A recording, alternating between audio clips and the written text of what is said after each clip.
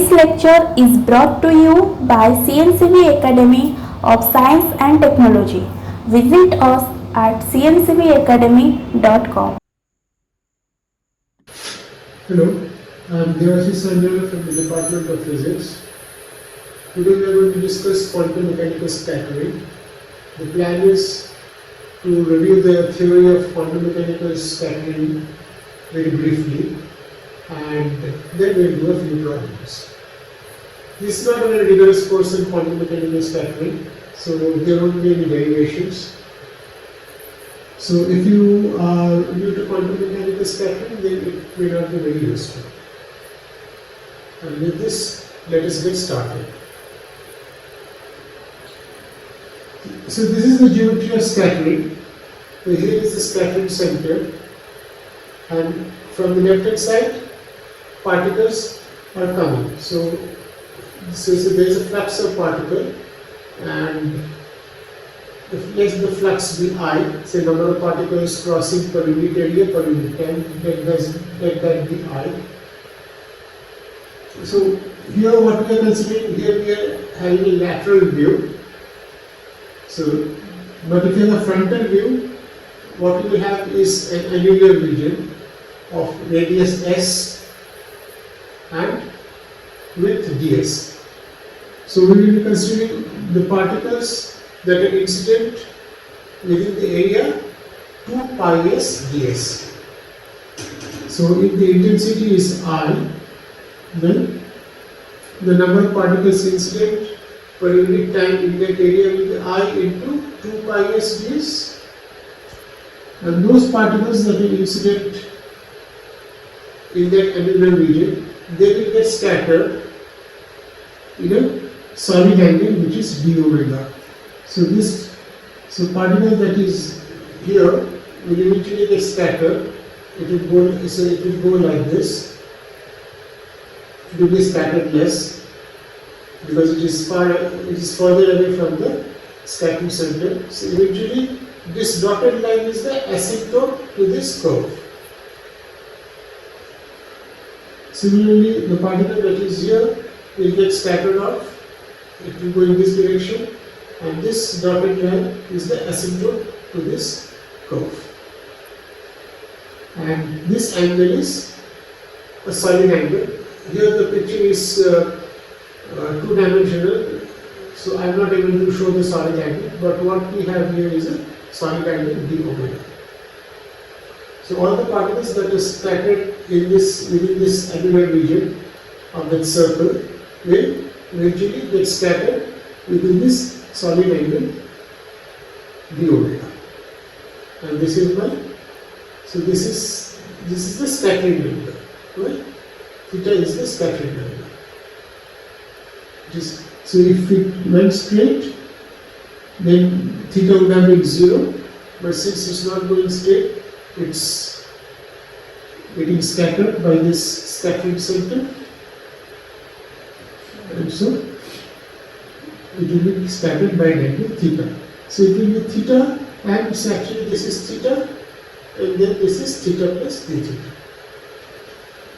And whatever we will be considering here in this lecture, it will only depend on theta. Then the potential is such that everything will depend only on theta. It will depend only on theta, and it will not depend on phi. That is, if you go round, then there will be no change in the scattering process. Only dependence will be on theta. So this is how it goes. So on the left hand side is the number of particles that are incident on this angular region I 2 pi s ds, and on the right hand side is the number of particles that is scattered. They should be equal. So scattered in this solid angle. So let this effective cross section be d sigma of the solid angle d omega. Then I can write this as, so So I d 2 pi s ds is the I d sigma. D sigma is the effective cross section in that solid angle. I can write this as d sigma d omega into d omega. Now this d sigma d omega is called the differential cross section. So this is the cross section area per unit solid angle at that angle. So that angle is defined by theta and phi into d omega. So this is actually d sigma. And d sigma d omega is the differential cross section. So in experiment, this d sigma d omega is calculated, and what we will try to find out in this lecture is how do we calculate this d sigma d omega theoretically. Differential cross section. If you know d sigma d omega, then you know what is called the total cross section of the scattering process. So its total cross section is d sigma d omega into d omega. So that gives me the, which is a function of theta for spherically symmetric potential. This gives me the total cross section of the scattering process. So what we here do is we solve the Schrödinger's equation. So this particle is the symmetric potential, and what we solve, this is the Schrödinger's equation. H cross square by twice m del square psi is Vr psi is equal to E psi. And what kind of solutions? What type of solution are we looking for? So for large R, that is we are very far away from the scattering center. We're very far away from the scattering center. And one thing you have to remember is this is the scattering center. The scattering potential is only exists in a finite region. So it's not a long range potential.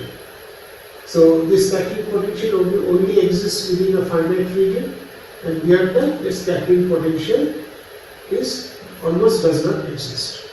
So that is the assumption throughout this lecture.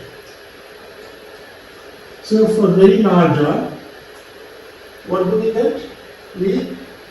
So this is the wave function should look like this, which is very far off from the scattering center. So this is like the incident particle. So the incident particle has a wave vector k, and this is the scattering part. So e to the I ki r by r is the forward scattering. So this is the scattering from the scattering center, and that is controlled by a factor which is called f theta. In general, f is a function of both theta and phi, but in our case, since we are considering only symmetric potential, f will be only a function of theta. Then it can be shown that d sigma d omega is actually f mod square. So f can be a complex number. So this d sigma d omega is f modulus square. Now the question is, how do I find out? So given a potential, how do I find out f modulus? Or f, how do I find out this f?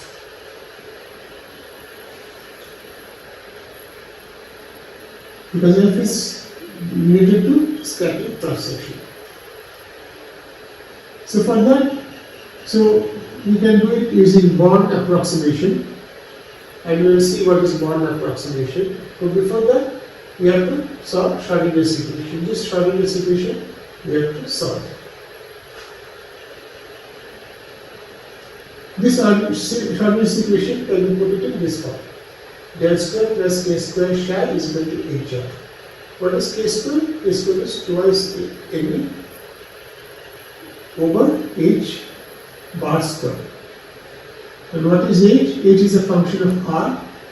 This is h. Twice me over h bar square into capital D. So D is the potential. In our case, it's spherically symmetric. And this is the wave function psi. Now, in order to solve equations like this, we often take the help of Green's function. So Green's function is, so del square plus k square gr and we have a delta function. So Green's function is the solution of this differential equation. Once you know the Green's function, we can find out the solution for this equation. And how does it look like? So psi r is equal to, so this is the solution for del square plus k square gr is equal to 0. So e to the I k dot r is the solution for the homogeneous equation, where here we have 0. And this is the solution due to Green's function. So this is d3 r prime. So I am trying to find out psi at r. So d3 r prime, d r minus r prime, h r prime. And then I am integrating over all r prime. And remember, h contains the potential V. Now I will not discuss how to find out the Green's function, because it can be found out using the method of quantum integration. So we just directly go to the result. So this Green's function, in this case, the Green's function can be either g plus or g minus. So as Green's function, we have two options. One is g plus and one is g minus. So it depends on the problem which one we choose. So in our problem, e to the power I k r by r is a suitable choice, because as we see, this one will give the scattering kind of solution. We go to the next slide. So now we substitute the expression for g here, and then we have small v r prime and psi r prime. Small v r prime is actually nothing but small v is equal to twice n by h bar square times v. And psi r prime is the wave function. And then integrate over r prime. Now in our case, r is always much greater than r prime, because as we told in the beginning that our potential is short range, that is only within a finite region of the space is my potential non-zero, otherwise beyond that we can assume that the potential is 0. So r is always much greater than r prime, and here we have to evaluate this modulus. We can use an approximation. Now r minus r prime modulus, that is the length. From trigonometry we know this is r square plus r prime square minus twice r vector dot r prime vector. So it's square root. And now we take r square as a factor outside, and then it goes outside the square root as r. And inside we have r prime square over r square, and here we have this thing over r square. Now what we have inside is something of the form of 1 plus x to the power half, where x is a small number. So it can be written as 1 plus half x approximately. So this is exactly what we have done, and we have neglected the contribution from this term, because this is smaller compared to this one. So what we have is, here we have r, this you can easily do, r minus r cap dot r prime vector. So my psi r vector, psi r, this wave function is equal to e to the power I k dot r minus 1 by 4 pi e to the power I k r by r. Here it should be I here. I is the complex number that I have missed. So this comes from this part, e to the I k r, and then we have from this part, we have d3 r prime equal minus I k prime vector dot r prime vector, where k prime vector is defined as k, that is the modulus of the incident wave vector, times r cap. Sorry. So what we have here is d3 r prime equal minus I k prime dot r prime small v r prime. The small v is defined like this, and psi r prime vector. But still, we cannot find f theta because we still don't know what is psi. But now what we will do is the bond approximation. Now here what we can do is, instead of psi r prime, we can substitute this one expression. So this is independent of v. This contains v. So we will take only this term. So this is the iterative calculation. That is, it is a perturbation in v. If v is weak, then we can use this approximation, which is called the bond approximation. So instead of psi r prime vector, we are using ik dot r prime vector. And this approximately becomes minus 1 by 4 pi d3 r prime e to the power minus iq r prime vector v r prime vector. So what is q here? From here, these two you can easily see. Q, I have written q vector is defined as k prime vector minus k vector. Okay, this change in the incident wave vector. So this is my final wave vector, and this is the incident wave vector. And now from here, it's not difficult to calculate. So f theta is approximately equal to, so this is first order, so this calculation is first order derivative. We can have second bond approximation. Second bond approximation will be second order in V. This you can do very easily. So you just have to keep, so instead of, so in place of psi, you keep this, and again, for psi r prime, again, you will substitute this term, and you keep doing this. You get the first approximation, second approximation, third approximation. So this is not difficult to see. And from here, so d3 r prime is r prime square sine theta prime dr prime d theta d phi. And here q dot r prime is, what is q dot r prime? Q dot r prime is q q modulus, then r prime modulus, then cos theta, the angle between them. So you can take q to be in the z and the z direction. So it will not matter. So you do the integration over d theta and d phi. This is the standard integration. Only the integration over r prime will be remaining, because we don't know the functional, we don't know the form of v r prime. So if you do this integration, this is straightforward integration over d theta prime and d phi prime. What we get is sin q r prime divided by q r, and then we have this part. And then the remaining integration is over r prime. So this is the expression we are going to evaluate to find out f theta. And once we find out f theta, you know how to find out the differential cross section, differential cross section.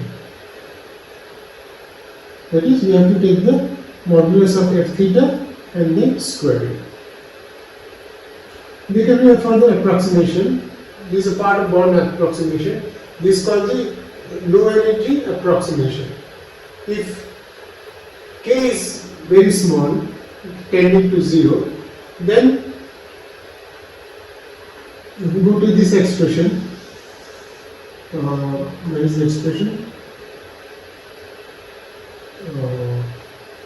If you go to this expression, if k is very small, q is also very small, q tends to 0, if k tends to 0.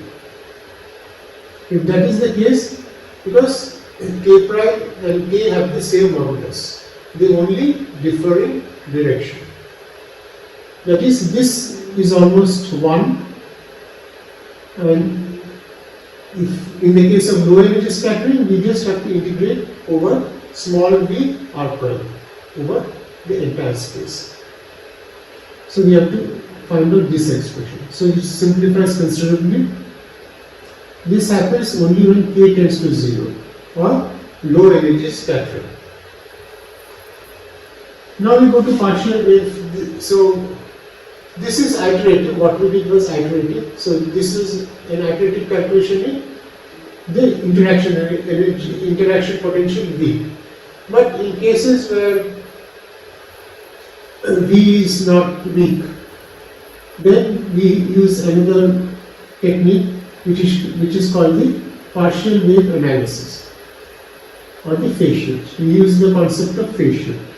And you see what is partial wave analysis. So we know that in case of central potential, the wave function in the central potential is given by psi. This is the radial part and this is the angular part. This is spherical harmony. This is solution is spherically symmetric solution. We know that.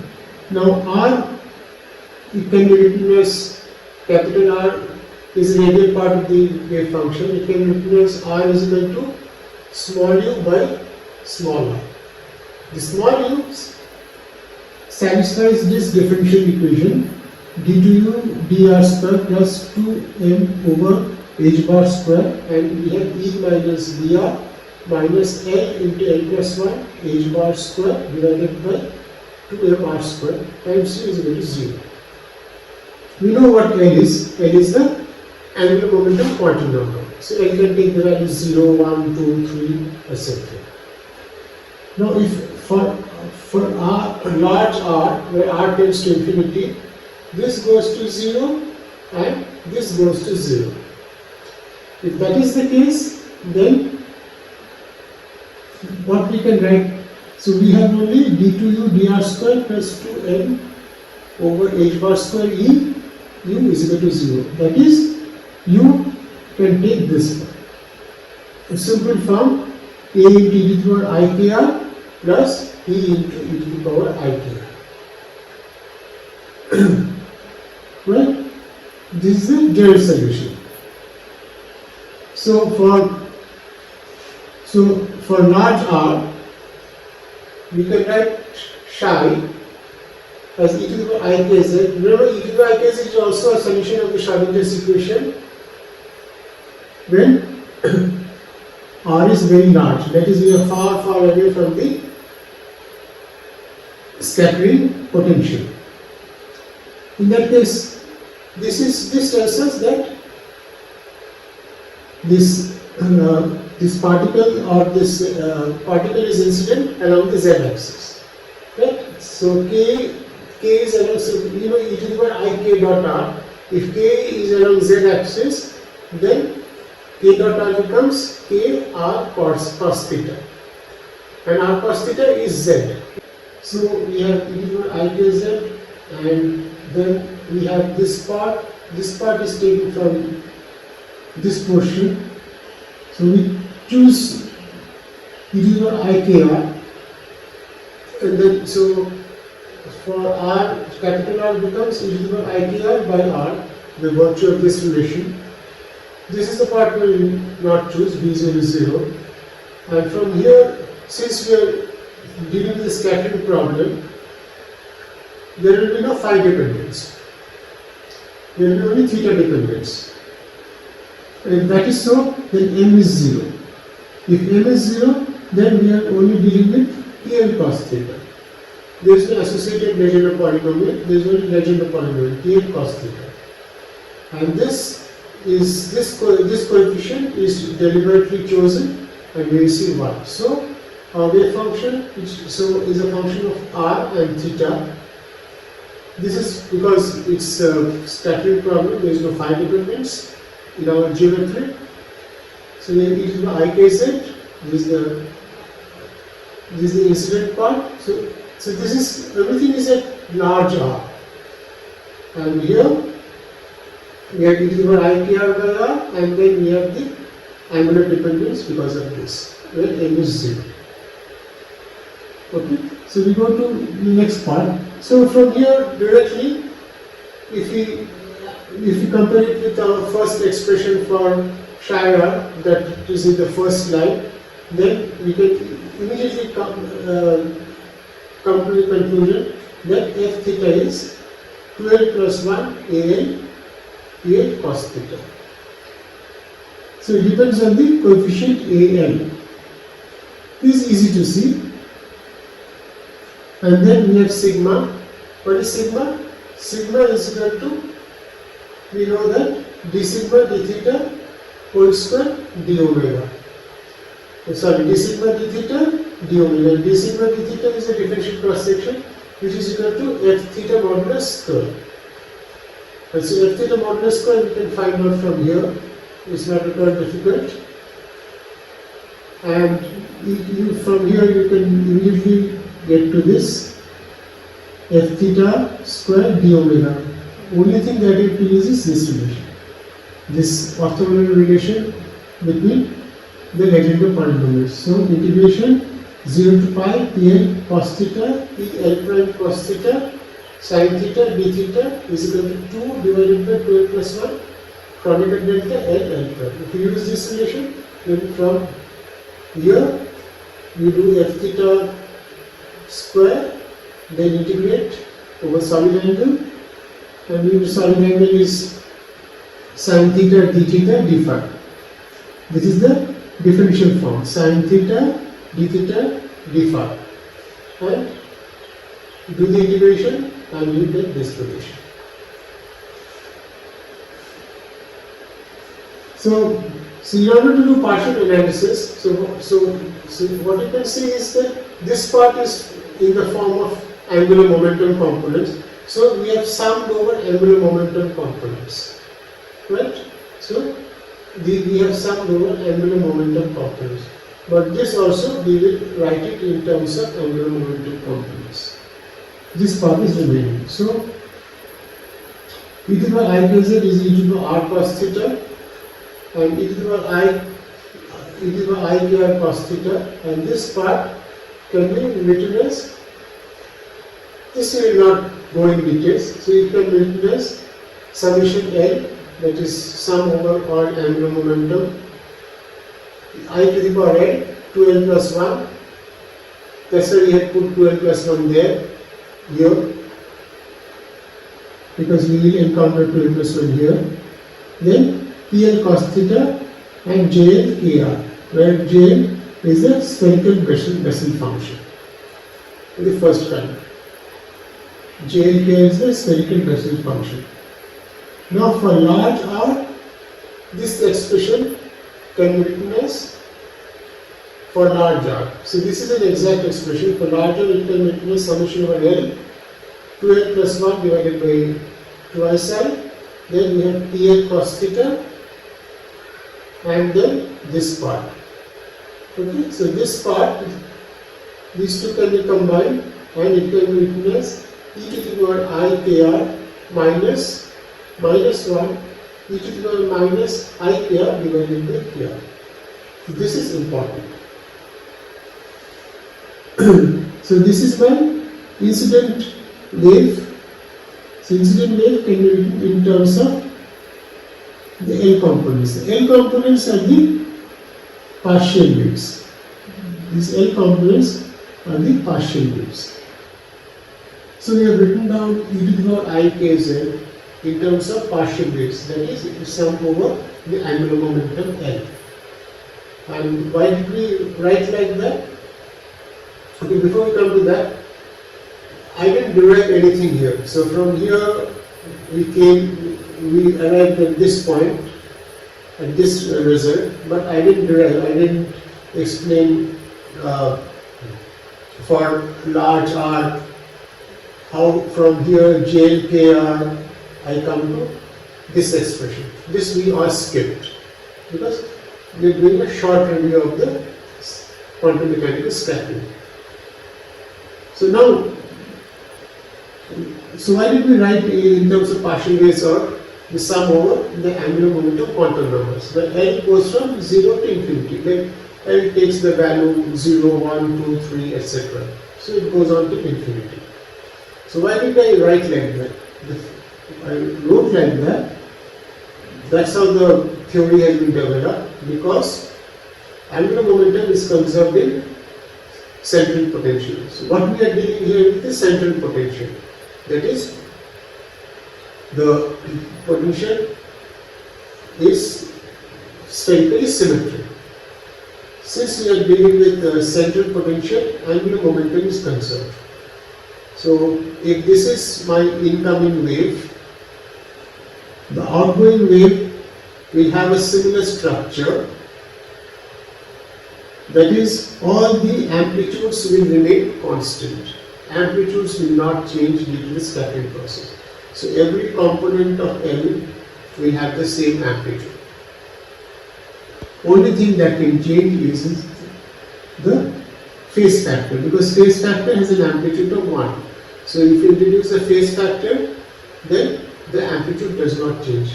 Otherwise, nothing else changes.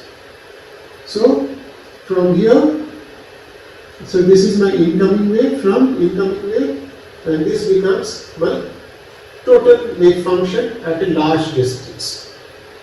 Okay, remember we are dealing at a distance very, very far away from the scatterer. So this is my complete wave function at a distance very far away from the scatterer. So what happens? This incoming wave comes and scatters, but the amplitude remains the same.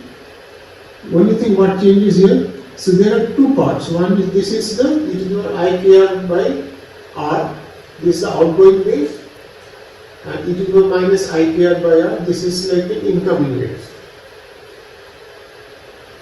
So which part will get affected by the scatterer is the outgoing wave. The outgoing wave will be affected by the scatterer. So if at all there is a change in phase, it will affect this expression, e to the power I kr by kr. So here we have just wrote down the same thing, but instead, say we have written here is e to the power I kr plus, so here e to the power I kr plus twice delta L. Okay, so I should be outside, so it will be kr plus delta L. Okay, so here I will be outside the bracket. So this delta L is called the phase shift. That is how phase shift is defined. We have introduced twice delta L here. And why did I introduce twice delta L and I tell delta L is the phase shift? We'll see in the next slide. So if I multiply the numerator by e to the power minus I delta L and multiply the denominator by e to the power I delta L, then what happens? This e to the power minus I delta L, what does it do? This expression is changed to this expression, e to the power I kr plus delta L, right? And this expression is changed to e to the power minus I kr plus delta L. When I multiply the numerator with e to the power minus I delta L, and the e to the power minus I delta L in the denominator is e to the power I delta L in the numerator. So this you can see. So depending on the value of whether L is even or odd, if L is even, then this is 1, and then what we have is a sine kr plus delta L kind of expression here. Right? So we have sine kr plus delta L. So delta L is that's why we say delta L is the phase shift. So if L is even, you have a structure like sine kr plus delta L. And if L is odd, we will have a structure of cos kr plus delta L. So delta L is the phase shift, and the phase shift affects the outgoing wave. So the outgoing wave we have added twice delta L. And if you simplify the expression, it comes like this. So it is either sine kr plus delta L or cos kr plus delta L, depending on whether L is even or odd. So this is my so so therein lies the logic of calling delta in the phase shift. Now, so this is my complete wave function, and now what I am going to do is this, we will connect this delta L, that is the phase shift, through this expression. So this is also my complete wave function at large R. It is what ikz, then summation over L, 2L plus 1 AL, it is what ikr PL cos theta. So you can see, I can write down, it is what ikz in terms of this. There is no problem with that. So this plus this.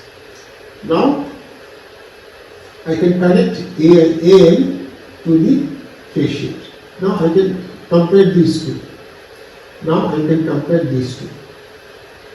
Right? So this is my complete wave function at, say, large R. So this is my approximation.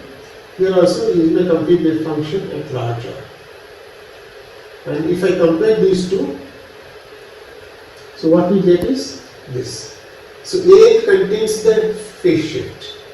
A contains the phase shift in the outgoing wave. So A is 1 by K e to the I delta L sin delta L. So if we know delta L, we know L, or if we know L, we know delta L. So A contains all the information about the phase shift. So this is what phase shift means. Okay? And what we do is, okay, so if I know delta L, then if I know the phase shift, then from here I can calculate my f theta, and from f theta I can calculate my,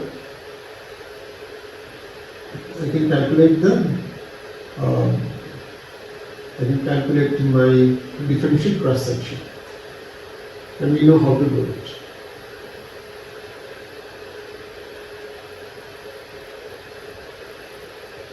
So in problems, what we see now, we can directly find out delta L. So we will do those kind of problems where we can, in the problem we can directly get the expression for delta L, and then we can calculate f theta.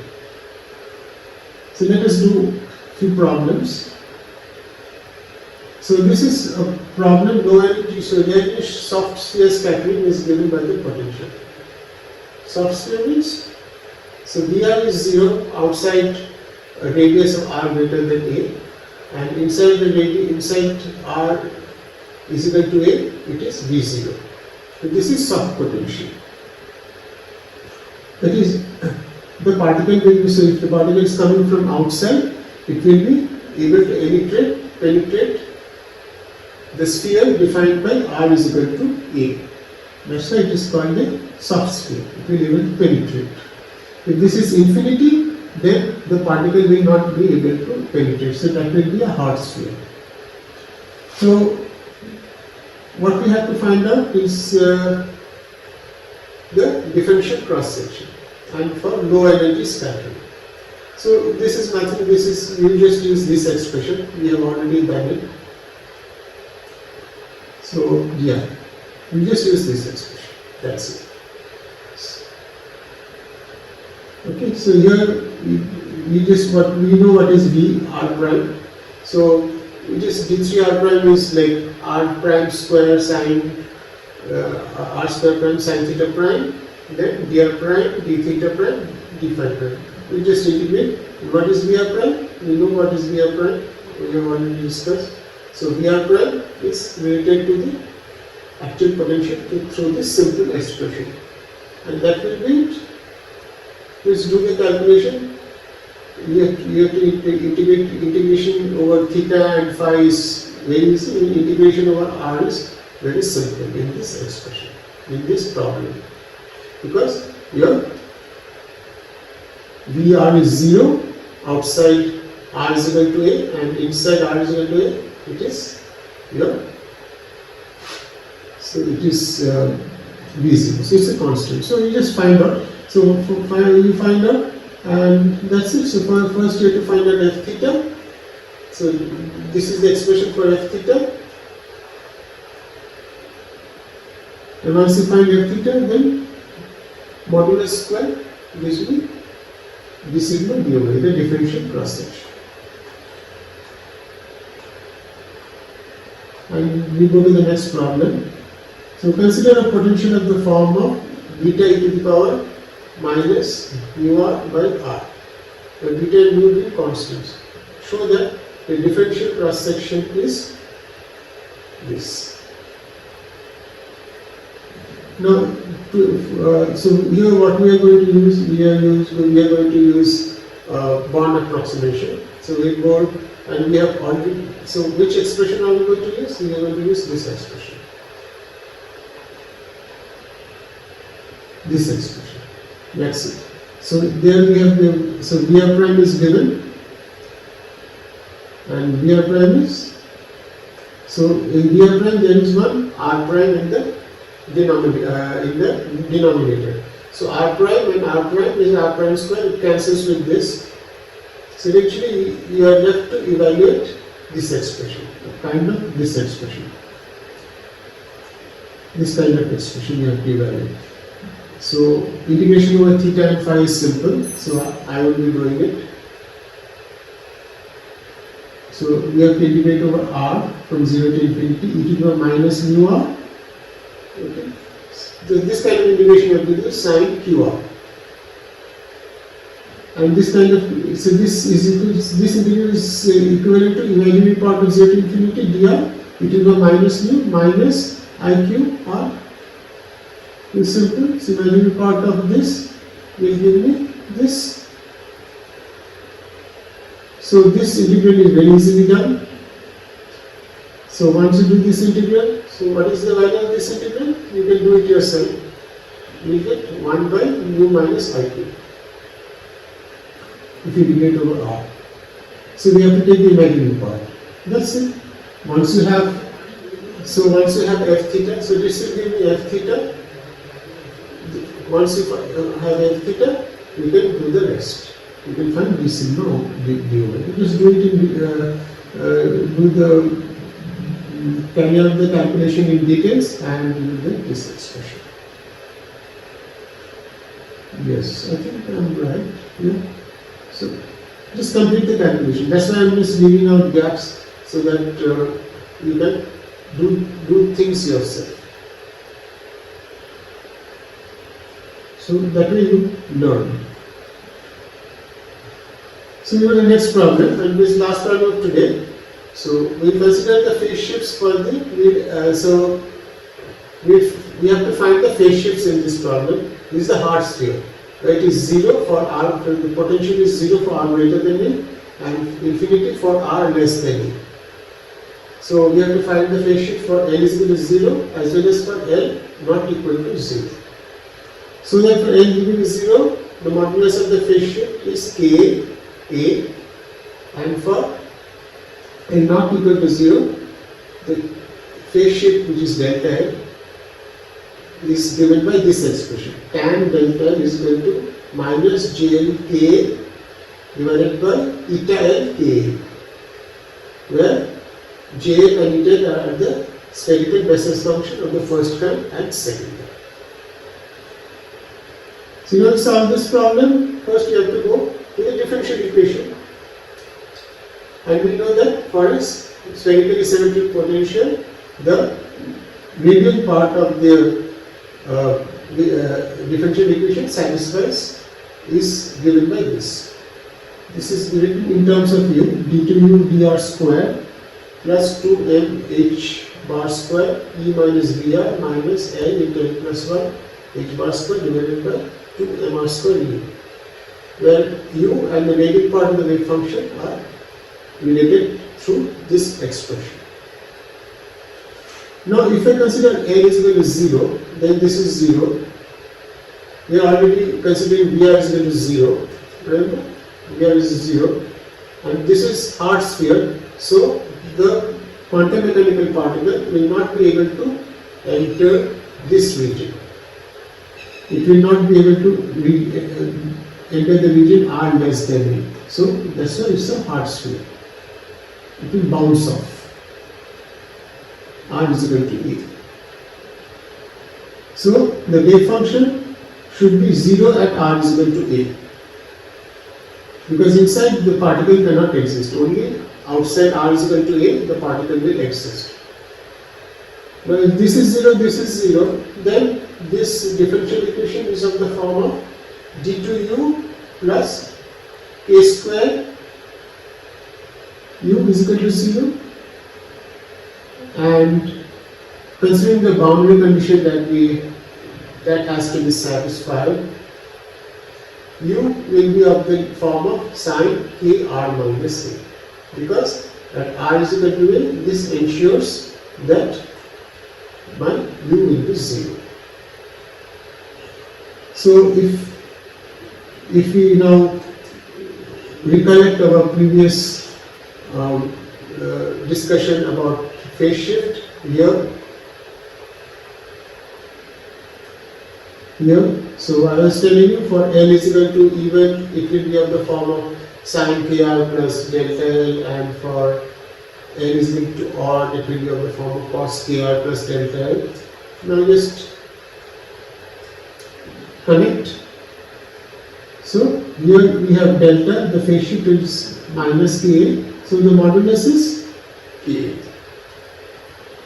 So what about, so this is for L is equal to 0. A is equal to not equal to 0 is a little bit complicated, but Br is 0. So in that case, what we have here is what is called a spherical Bessel function, and the solution is of the form of this Kr. Okay.